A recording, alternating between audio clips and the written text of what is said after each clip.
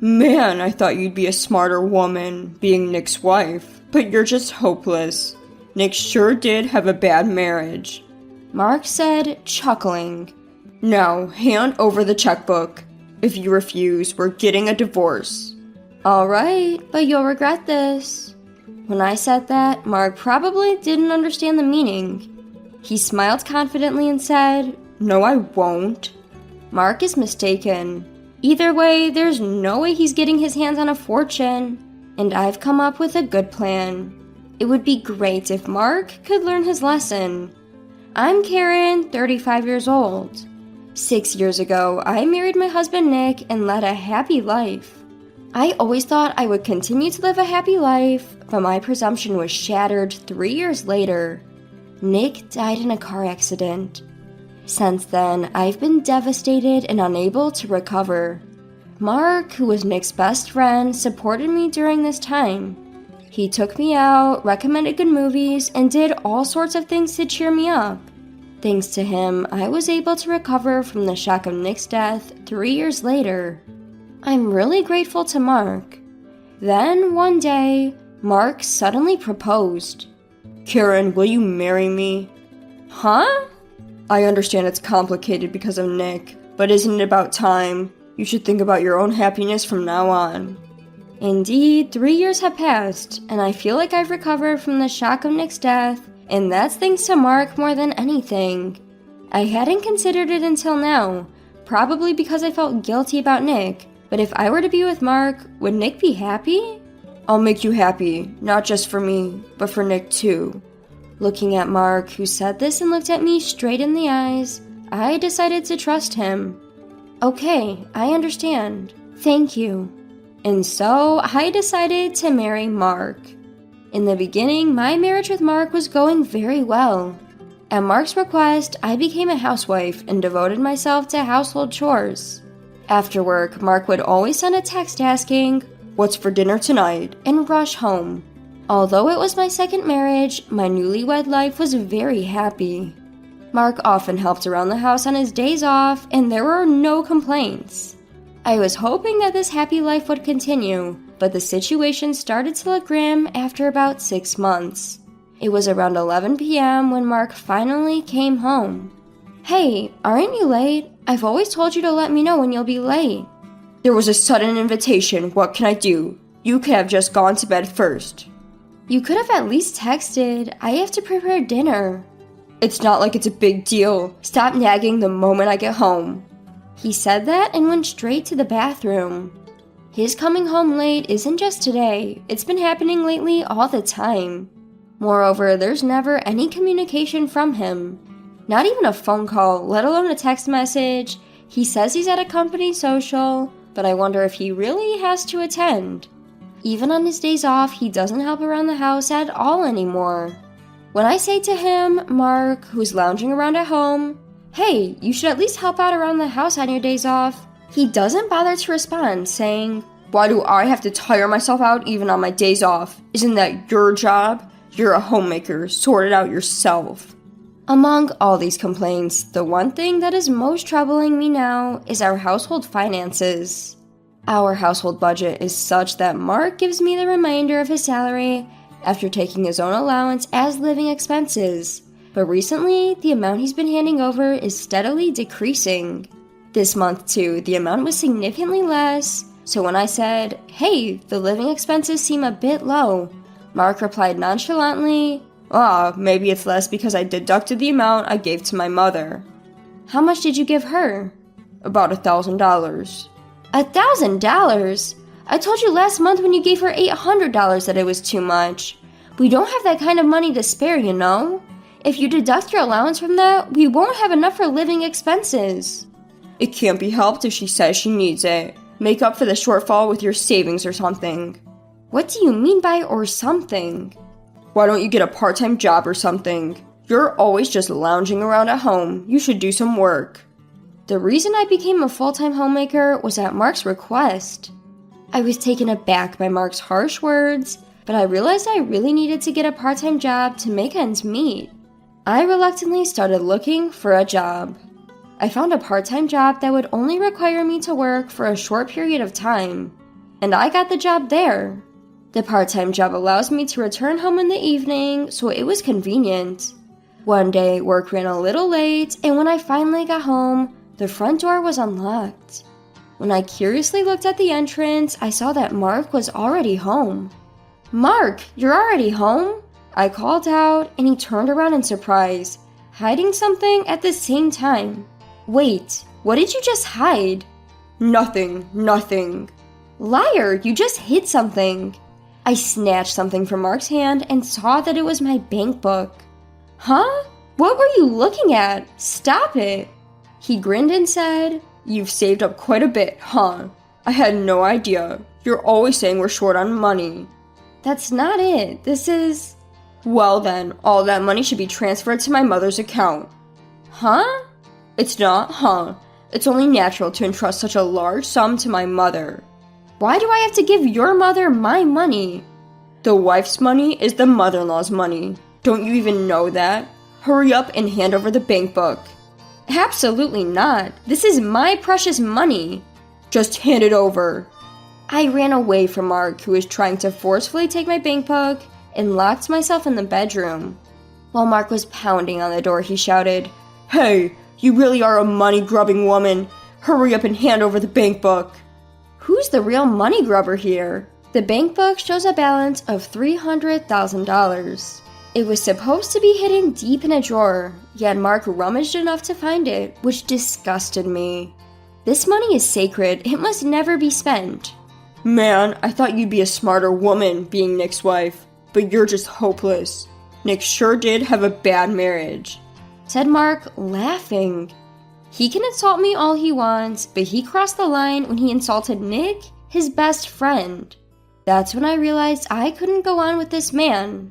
After some time, I heard the front door close. Mark seemed to have left. I exited the bedroom and confirmed that nobody was around.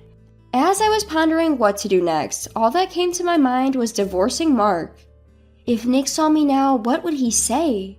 With that thought, Nick's absence became overwhelmingly sad, and I started to cry.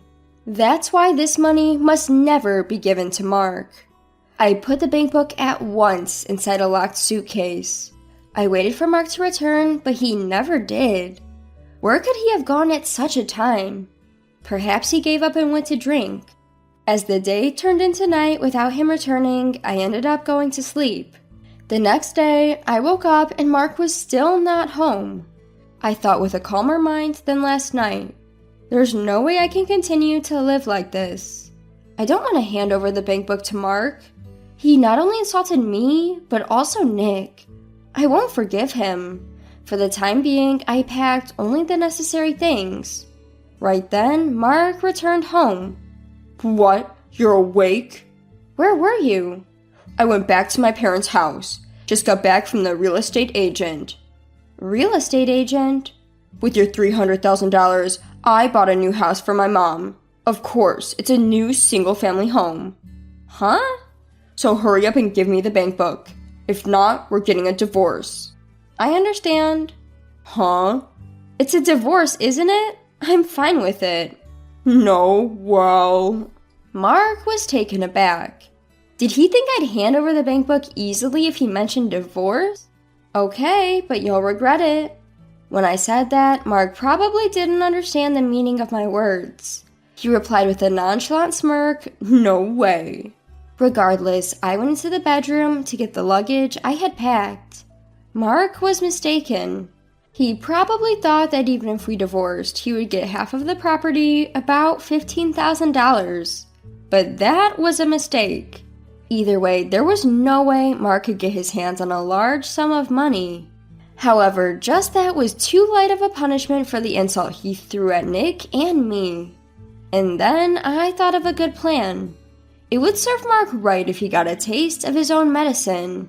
I returned my bank book to the kitchen drawer, grabbed my luggage and said, "I'll mail the divorce papers later. Don't touch the rest of my things. I'll move them when I have time." Perhaps suspicious of my thorough preparation, Mark gave me a puzzled look, but I left the house anyway. I booked a room in a business hotel near the station and decided to spend about a week there. During my hotel stay, I found a rental apartment suitable for living alone. After finalizing the contract with the apartment, I immediately began moving. I returned to the house during Mark's absence in the afternoon to move my belongings, but when I checked the bank book I had left in the drawer, sure enough, money had been withdrawn, leaving a balance of $150,000. This was exactly as I had expected. Mark probably used half as his share and used it to fund the purchase of a brand new house for his mother, but he would regret that later. I got the divorce papers from the city hall, filled them out, and mailed them to Mark. However, even after a week and then 2 weeks, there was no sign of them being delivered to the city hall, and I couldn't reach Mark by phone. After insisting for a while, Mark finally picked up, sounding irritated. "Could you hurry up and submit the divorce papers to the city hall?" "Divorce papers? Oh, I'll submit them next week." "Get on it! And you withdrew money from my bank account, didn't you? That's illegal to do without my permission, you know." "Idiot, it's not illegal to withdraw money from a family member's account. Besides, half of it would be mine anyway after the divorce, so it's only right that I took it. I'm hanging up now." "Wait a minute." He hung up the phone just like that. But that was fine with me, because Mark had acted just as I had anticipated. A little while later, it seems Mark had finally submitted the divorce papers to the city hall. When I checked, Mark and I were officially divorced. A month later, I was at work. The company that had hired me part-time was hiring full-time employees, and when I applied, they accepted me. I heard a commotion near the company's entrance, and when I went to check it out, to my surprise, Mark and his mother were desperately arguing with the receptionist. I hurried over and exclaimed, "Hold on, what's going on?" When I spoke up, the two of them turned towards me with an incredible urgency. "Karen, we've been looking for you. Please hear us out." "Please, Karen, forgive us." As they started to loudly discuss right then and there, I somehow managed to calm them down, explain the situation to my boss, and we moved to a nearby cafe. "What is this about? I'm troubled if you come to my workplace." The two of them, with pale faces, began desperately explaining to me. "About the money I withdrew from your account. Turns out it doesn't qualify for property division. That money is..." I let out a huge sigh of disbelief. "That's what I've been trying to tell you over and over again. That was my separate property. It was the life insurance payout when Nick passed away." "We didn't know. We're really sorry. We'll try to return the money somehow. Can you not make a big fuss about this?" "You're right. You wouldn't want to make a big deal out of this either, right? Let's settle this amicably." "Is that all you came to say?" As soon as I said that, their expressions became frantic. "Just that?" "I already know that. When you withdrew the money from the bank, how did you do it? Don't tell me you think I didn't notice." "Well, that's, No, we had no choice but to do that because we needed the money." "It's likely this is what happened. You can't withdraw $150,000 all at once from an ATM. It would take too long. So they probably wanted to withdraw it from the counter, but in large sums, a power of attorney from the person themselves is needed. I assume my mother-in-law wrote that power of attorney, and she was probably the one who answered the confirmation call from the bank. In essence, my mother-in-law pretended to be me. This is a clear crime, and yet, even now, they were still trying to deceive me about it. There's no way I can forgive this man." Mark pleaded. "Please forgive me. Lawyers have been coming to the office. The stares from the employees are painful, and my boss is asking about the situation. My position is at risk. If anything else happens, I'll have to quit my job and I won't be able to find another one. Please, let's settle this out of court." "I was also told by my husband that we're getting a divorce. I was just blinded by the prospect of a brand new house. It was just an impulse." It's true that I managed to recover from Nick's death thanks to this man, so maybe I could forgive him if he was sincere. Yet, in the end, this man also insulted my beloved Nick. If it weren't for that, things wouldn't have gotten this bad. It doesn't concern me. The next time we meet will be in court. "Wait, please, Karen." "Karen, please." The two of them kneeled right there in the cafe, but I ignored them and walked out. In the end, they were the ones at fault. And ultimately, Mark and my former mother-in-law faced a large claim for damages from me, resulting in a huge debt. The $150,000 withdrawn from my account was returned to me by my former father-in-law out of his own pocket. The newly built house they had purchased was immediately sold, but it only covered a portion of the purchase price. Mark, of course, lost his job. In this day and age, he couldn't find another job and ended up living as a live-in security guard, eating cheap sandwiches every day and living hand to mouth while repaying his debt. My former father-in-law divorced my former mother-in-law. She rented a cheap apartment and lives a frugal life while doing part-time jobs every day. Meanwhile, I've been happily living my life, working steadily at my company. I'm back to being single after the divorce, but I believe it's just another part of life and I'm willing to start over. But recently, a wonderful man who is kind and caring has appeared in my life. I'm proceeding with this relationship cautiously so as not to make the same mistake, but I can't help but hope this is a good connection. Speaking of, I wonder how much I've spent this month.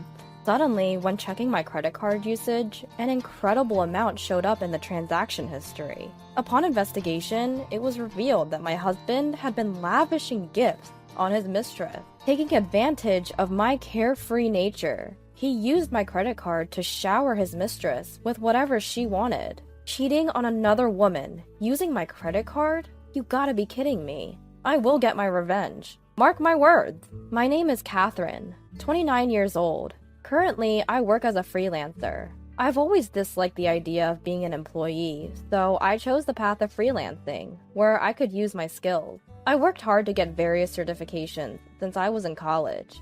It was around that time that I met my husband, Bob. Bob and I went to the same college, and it seems he had always known about me. He fell for me while I was studying for my certifications in the college library. He asked me out many times, but I wanted to focus on my studies, so I kept turning him down throughout college. Still, he didn't give up, continued to woo me even after we started working, and eventually, I decided to date him. Afterward, I became a freelancer, and he started working for a regular company. After 3 years of working, we got married, and it was 4 years ago. And now, we lead a somewhat unique married life. Generally, I work from home, but since I was never good at housework, Bob and I shared the chores. Thankfully, I have been getting a lot of work assignments recently. When I was on tight deadlines, Bob would take care of almost all the housework. One day, while I was working in my room, there was a knock on the door, and Bob called out, "Catherine, dinner's ready." "Ah, thank you. I'll wrap up in a bit." "Got it. I'll clean the bathroom while waiting for you to finish." "Much appreciated." "Thanks, Bob." "It's no problem. You're the one earning for us. Let me at least do the chores during busy times." "Okay, thank you."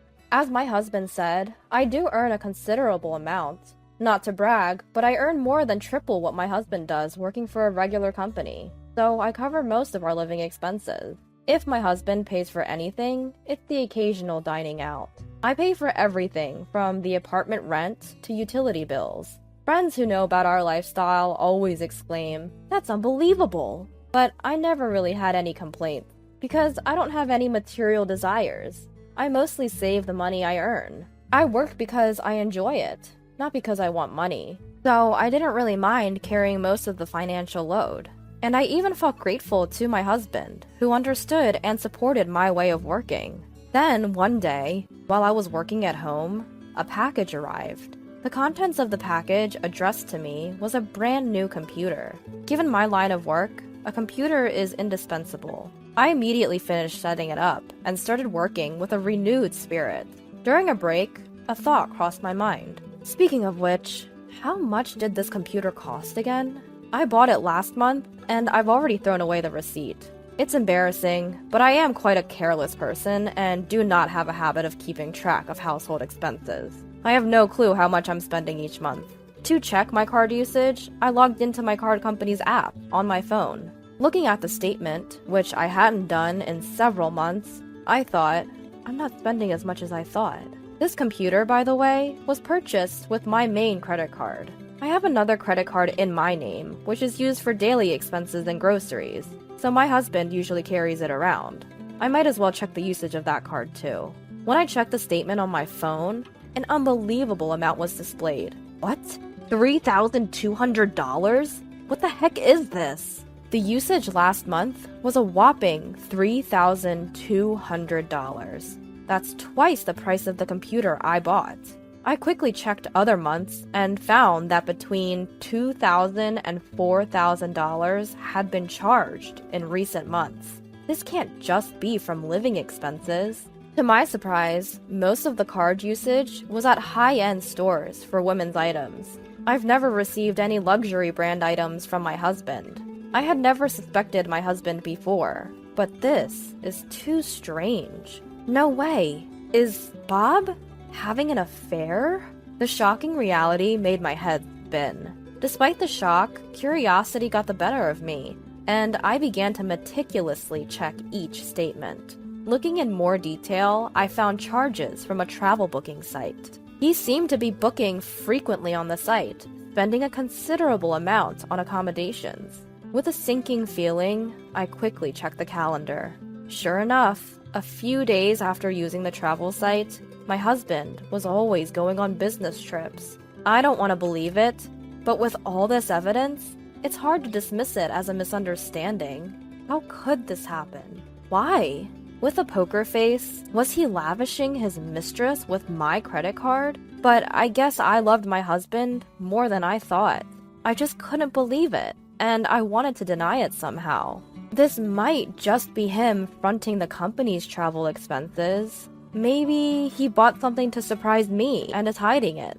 As I thought of these unlikely possibilities, I tried to deceive myself for a few days. At my wit's end, I needed reassurance and ended up checking his phone while he was asleep. Praying, I opened his messaging app, and sure enough, there was evidence of him getting along well with a woman who seemed to be his mistress. I'll buy anything for you. My workaholic wife is the one earning it. LOL. Bob, you're the best. I want Louis Vuitton's new bag next. Of course I'll buy it for you. Looking forward to our trip next month, too. The inn we stayed at last time was great, but next time we're going abroad. I can't wait till next month. This time, we're going to take it easy and deepen our love. Just the two of us. The moment I finished reading everything, a surge of indignation consumed me. An array of disgusting remarks, unimaginable from my normally cool husband Bob, made me feel sick. By this time, my feelings towards Bob had shifted from sadness to anger. A workaholic wife? That must be me he's talking about. A trip next month? Abroad? Just how much can a person ridicule someone else? I thought he understood my job, but in the end, he only saw me as his cash cow. Being taken for granted to this extent, it's unforgivable. If he's thinking that way, well, I have my own idea too. And so, I decided to take my revenge on them. While checking their vacation schedule, I started preparing for my revenge. A week later, to prevent my revenge from being discovered, I was living as ordinarily as possible. Sure enough, when Bob came back from work, he started the conversation with an apologetic look. Hey, I'm sorry for the sudden notice, but I have to go on a business trip abroad next month. Inside, I was thinking, gotcha, but I responded calmly. A business trip abroad? That's unusual. You've always been on domestic trips. Well, our company is expanding its business overseas, too. Oh, really? That's impressive. Being chosen for such an important trip. Well, yeah. Of course, Bob doesn't have the skills to do such an assignment. His company is a small general enterprise, and there's no way it's expanding overseas. As I watched Bob, he brought up this. Oh, by the way, I'm going to use your credit card for personal shopping during the trip. I see. I know it's tough to go abroad, but do your best on your trip. Thanks. Sorry, Catherine, but I'll need you to take care of the payments. At Bob's words, I just smiled, without saying, okay, or I understand. Seeing my reaction, Bob also beamed at me. According to Bob, he doesn't know when the trip will end. He said he would notify me of the return schedule as soon as it was decided. I can't believe he can lie with such a straight face. Almost admiring it, I simply replied, "Understood," and we ended our conversation. The day of his trip, Bob put on his shoes at the entrance, looked at me, and said with a smile, "I'm off." "Are you really going?" "What's the matter, Catherine? Are you gonna miss me?" "It's not like that, but I wonder if you're really going." "It's work. Understand that. I'll buy you a souvenir." Insisting it's a business trip while actually it's vacation with mistress? And still, he was trying to lure me with a souvenir. To him, I coldly responded, "Take care now. Bye-bye." At those words, my husband wore a curious expression, but ultimately said, "I'm heading out," and left our home in high spirits. From there, I began hastily tidying up the house. I packed all my belongings into boxes and shipped them to my parents' place. I had already informed my parents that I was divorcing Bob and would be leaving this house. While my mom and dad were furious with Bob, akin to a roaring blaze, I explained to them that I had a plan for vengeance on my own and would hire a lawyer to collect the money he used on his mistress. In particular, my father seemed ready to vent his anger directly on my husband, but I persuaded him to keep a lid on it for now. A few hours later, "I just landed," came a message from my husband. At that moment, I contacted the credit card company. "I've lost my card and would like to halt its usage," I explained, and the procedure was completed promptly. Now my husband wouldn't be able to use his credit card during his trip abroad. His mistress, who was using him like an ATM, must be frustrated as hell. While imagining that, I received an international call from my husband, as expected. When I answered, he sounded frantic, demanding, "What's going on?" To his panic in question, I intentionally asked back in a puzzled tone, "What do you mean? What's up?" "My card isn't working." "Really now?" "What do you mean, really now? Haven't you heard about any issues with it?" "Issues?" "It's bizarre. I was able to use it to buy my plane ticket." Annoyed, my husband complained, to which I calmly explained, "It's not a glitch. I contacted the car company and had your card stopped." "What? Come on, Catherine. Quit joking around." Why would I joke about this? Clearly, your card isn't working. Isn't that obvious? Over the phone, my husband seemed bewildered for a moment, but quickly realized the gravity of the situation. He was so startled that he yelled at me with a volume I'd never heard before. "Stop messing around! I told you I'd be using the card during my business trip. Didn't I?" "Oh, did you mention something like that?" "Why the hell would you cancel it then? I can't pay for my accommodation or buy anything now." "Yep, that's true. But did I say you could use it?" "What? You? Stop messing around!" "In the first place, why should I cover the expenses for your little affair?" At those words, my husband was rendered speechless. He probably hadn't even considered that I was aware of his infidelity. "Why? No, since when?" he stammered, his voice shaking with confusion. To that, I cut in. "Anyway, I'm divorcing you." "What? Divorce? You're joking, right?" Why would I lie about it at this point? I can't be married to someone who cheats. "No! Wait! I didn't mean..." "Whatever your intentions are, it doesn't matter. I've already hired a lawyer, so if you need to talk to me about anything, go through him. Goodbye." As I went to hang up, my husband cried out in desperation, "Wait! Please!" It seemed he had finally caught on an important fact. His voice shaking, he pleaded with me. "What happens if the card is blocked? How am I supposed to get home?" "You finally realized? You mean, Catherine, you did it knowing all about it?" "Of course. Did you think I wasn't checking the credit card statements?" "No! No way!" My husband's alarmed voice must have reached his companion, because a woman's voice suddenly shrieks from the other end of the line. "Hey, what's going on?" And desperately, he was trying to calm her down. Just hang on a second. I'll sort this out." "And how do you plan on doing that if we can't get back to Japan? You're going to take responsibility for this. You're totally useless." He seemed terrified at the idea of their relationship falling apart. With a pleading voice, he begged me for help. "Please, Catherine, please forgive me." "Forgive you? Not a chance. Don't say that, please. We won't be able to go back to Japan if things stay like this. You heard her, didn't you? Please, for my sake. Huh? For your sake? Wow, you've never pleaded like that for me. He prioritizes his own security and that of his mistress over an apology to me. I had lost all patience with him and let him have it with some cold, hard words.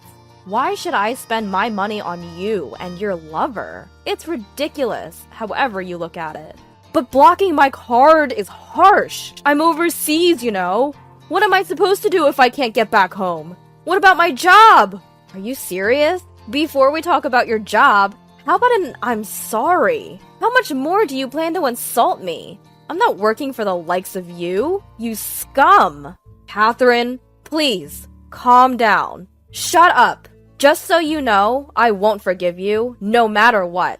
I'll make you pay me back every penny you spent on her. I'll do whatever it takes to ruin you. Understand? So just stay out of my life forever, you cheating piece of trash. I hung up without waiting for a reply, blocked his number, and completely cut off all communication with him. Not long after, our divorce was finalized. He was initially resistant to the idea of divorce, but after a stern talk from his parents-in-law, he reluctantly agreed. I heard that after our call, he had a huge fight with his mistress at the airport. It turned out she had other men too, and she dumped him, getting money from her multiple suitors, and returned to Japan alone. Left behind, my ex-husband had no choice but to contact his parents and have them deposit money into his credit card account so he could return home. Word of their affair spread quickly around the office, as she also worked there. Did you hear? Those two were having an affair. He's married too. How could he do that? I heard she's been seeing many men. Seems like it. She moved on to another married man and dumped him, just like that. I have no sympathy for him. As a result, his mistress, a temp worker, got her contract terminated, and Bob was moved to a less relevant position at work. His salary dropped as well, making it a total mess for him. No matter how this turns out, I'm determined to have both of them pay me what they owe me in full. Of course, I intend to recover all the money that Bob has spent so far. I won't hear any excuses for not being able to pay. I'll do whatever it takes to squeeze every last penny out of them. They can regret their carefree affair as much as they want. As for me, I've moved back to my parents' house, and I'm living with them now. Once the issue of the damages is settled, I plan to live comfortably by myself. From now on, I want to dedicate myself entirely to the work I